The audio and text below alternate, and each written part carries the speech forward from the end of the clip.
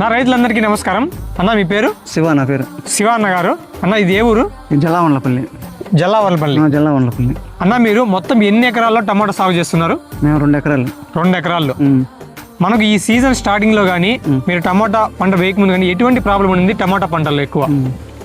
ఇది ముందు గ్రోత్ లేకుండా ఉండే, సైడ్ పిల్లకలు కానీ బాగా వచ్చింది. ఐవన్ వాడేలకు పూతకైతే బాగా నిలిచింది, బాగుంది.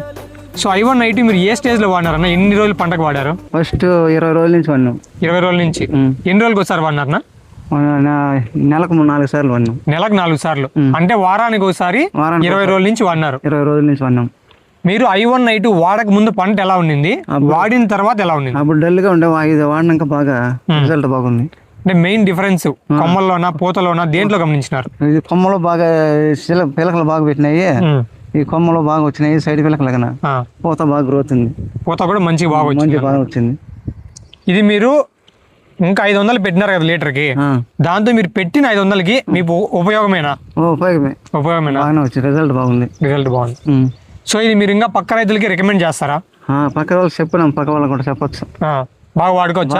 అంటే బాగా మనస్ఫూర్తిగా చెప్పండి, అంటే మేము అడిగినామా కాదు, బాగా వాడుకోవచ్చు. రిజల్ట్ బాగుంది అంట. చూశారు కదా, I1 వాడడం వల్ల ప్లాంట్ గ్రోత్, సైడ్ పిలకలు, కొత్త బ్రాంచెస్, అదేవిధంగా పూత అయితే బాగా వస్తుందని రైతు చెప్తున్నారు.